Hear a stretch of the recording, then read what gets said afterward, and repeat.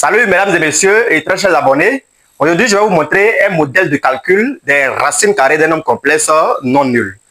Alors, il faut savoir d'abord que tout nombre complexe non nul admet exactement deux racines carrées. Donc, aujourd'hui, je vais vous montrer un modèle de détermination de ces racines carrées-là.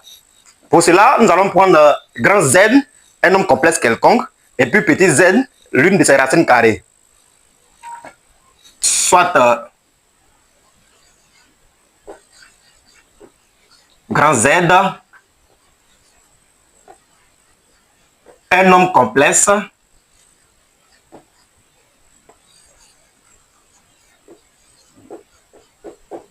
non nul. Déterminant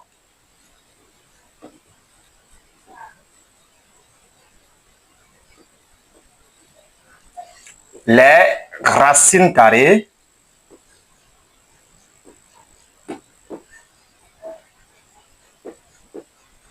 de grand Z. Je vais d'abord vous montrer la méthode et puis ensuite nous allons passer à une application. Soit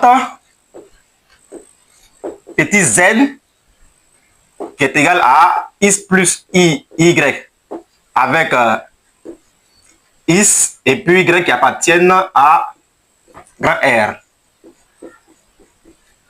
Donc, on prend petit x et puis petit y comme des nombres réels.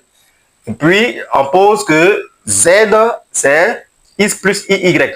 Donc, c'est la forme algébrique d'une des racines carrées de grand Z. Donc, une racine carrée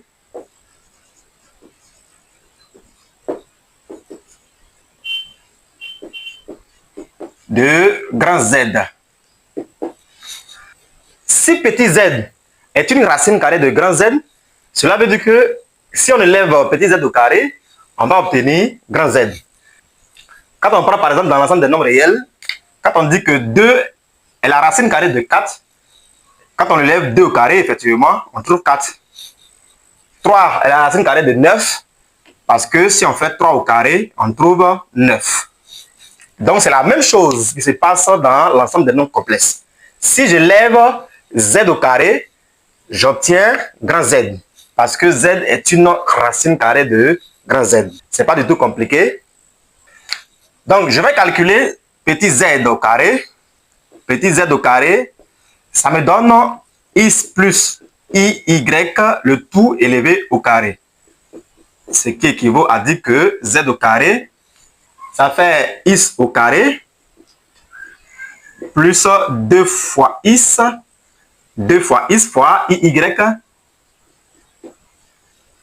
plus y, le tout élevé au carré.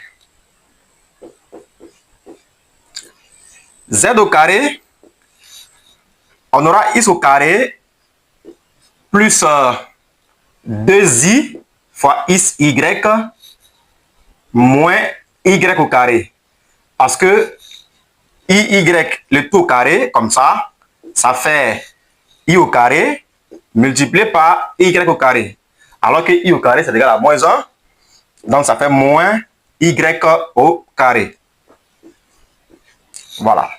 On va écrire z au carré sous la forme algébrique, c'est-à-dire qu'on met la partie réelle d'un côté et puis la partie imaginaire de l'autre côté. Dit que petit z est une racine carrée de grand Z, ça veut dire que z au carré égale à grand Z. Je essaie de le répéter.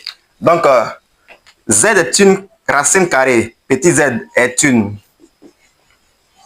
racine carrée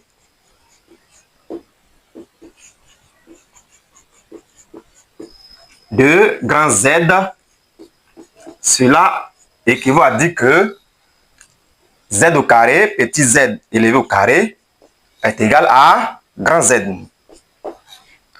Quand on a deux nombres complexes qui sont égaux, ça veut dire que les parties réelles sont égales, les parties imaginaires également sont égales.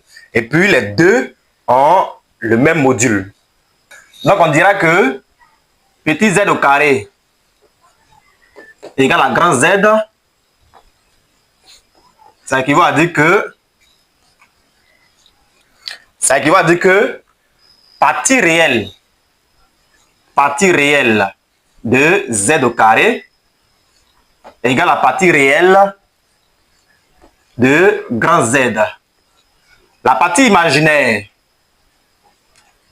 de Z au carré égale à la partie imaginaire de grand Z. Enfin, le module de Z élevé au carré est égal au module de grand Z.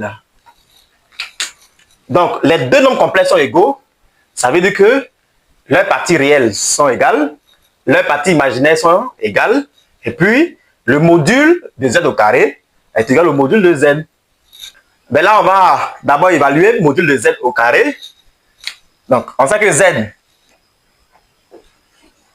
c'est bien X plus I, Y. Donc, son module, cela implique que son module, c'est racine de la partie réelle au carré. La partie réelle, c'est X, donc X au carré, plus la partie imaginaire qui est Y élevé au carré également. Donc, voici le module de Z. Mais ici, on a le module de Z au carré. Donc, on va élever ce qui est là au carré. Donc, module de Z élevé au carré, ça fait racine de X au carré plus Y au carré, le tout élevé au carré. Donc, ce qui va devenir X au carré plus Y au carré.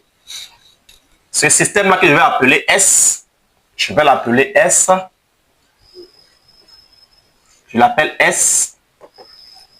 Donc, le système S, ça sera donc la partie réelle de Z au carré. La partie réelle, c'est X au carré moins Y au carré.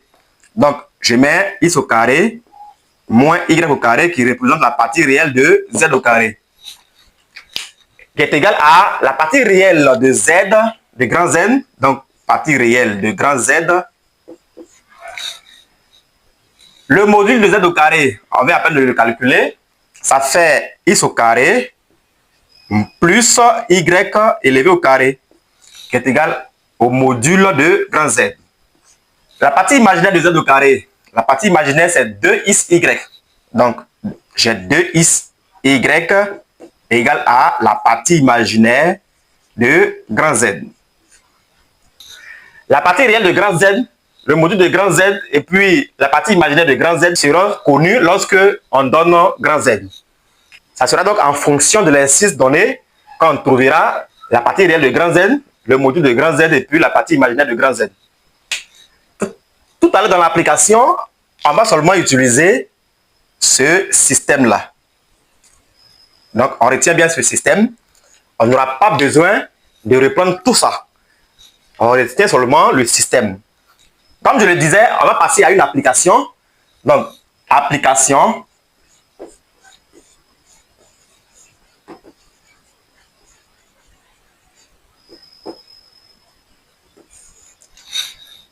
On demande de calculer les racines carrées de grand Z égale à 16 moins 30i. Quand on me donne grand Z et que je dois déterminer les racines carrées, la première des choses à faire, c'est de calculer le module de grand Z. Donc, je calcule d'abord le module de grand Z. Donc, module de grand Z, c'est module de 16 moins 30i. Et cela donne racine carrée de 16 élevé au carré plus moins 30 élevé au carré. Ça, c'est 256. Donc, racine de 256 plus 900.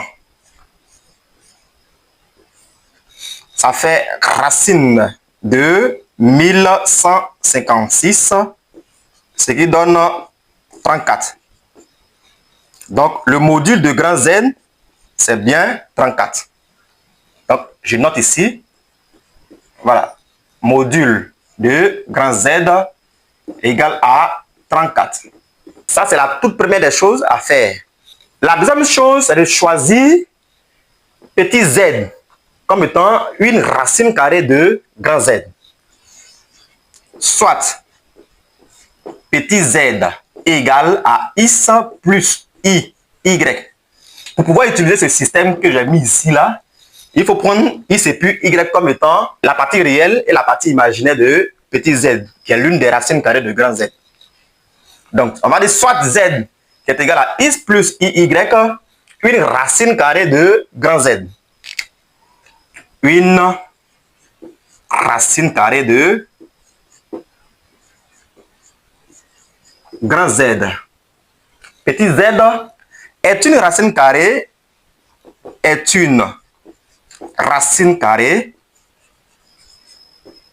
de grand Z équivaut, et puis on met maintenant le système.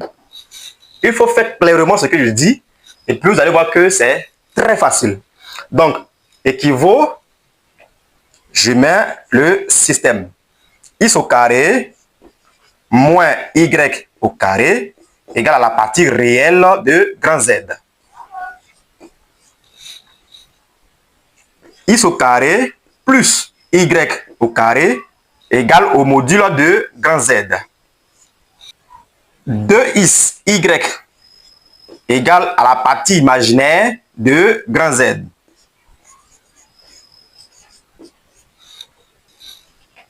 On reprend encore en disant que z au carré égale à grand Z équivaut à, je mets le système, cette fois-ci je vais remplacer partie réelle de grand Z par sa valeur, le module de grand Z par sa valeur, la partie imaginaire de grand Z par sa valeur.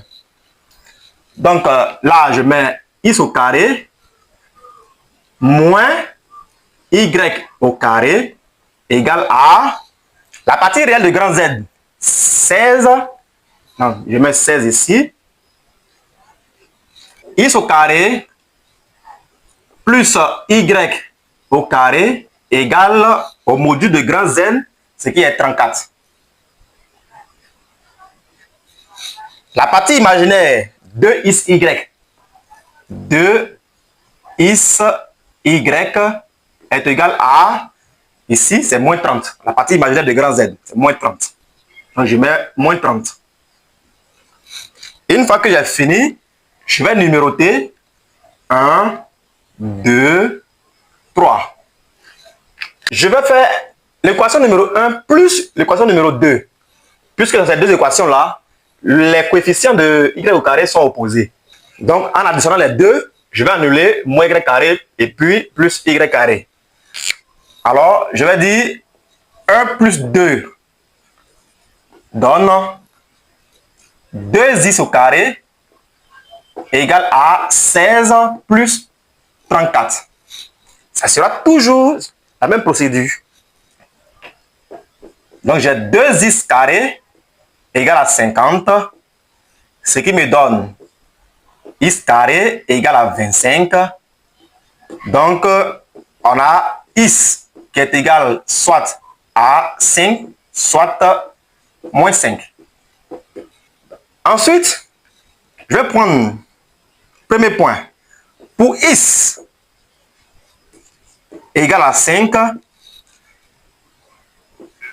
le 3 implique que dans l'équation numéro 3, si je remplace x par 5, j'obtiens 10y égale à moins 30.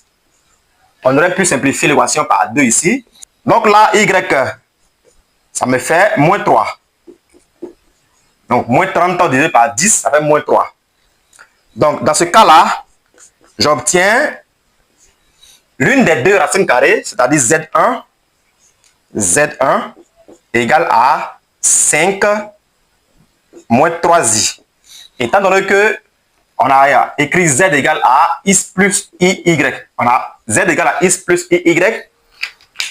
X, dans ce cas, on a trouvé 5. Et puis le y qui correspond, c'est moins 3. Donc, en remplaçant, j'obtiens 5 moins 3i.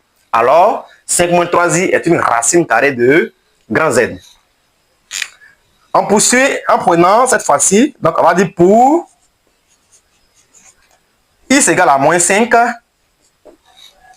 3 implique toujours, cette fois-ci, en remplaçant x par moins 5, j'obtiens 2 fois moins 5, ça fait moins 10. Donc, j'ai moins 10 y égale à moins 30. Donc, je fais moins 30 divisé par moins 10, ça fait 3. Donc, y dans ce cas-là, c'est 3. Alors, ce qui veut dire que on a Z2. La deuxième racine carrée, c'est moins 5 plus 3i. Donc, je remplace x par sa valeur. Dans ce cas ici, c'est moins 5. Et puis y, dans ce cas ici, c'est 3. Donc, c'est moins 5 plus 3i. Alors, voici les deux racines carrées de grand Z. À savoir 5 moins 3i et puis moins 5 plus 3i. Merci d'avoir suivi la vidéo du début jusqu'à la fin. N'oubliez pas de partager et de liker. Alors, à la prochaine vidéo.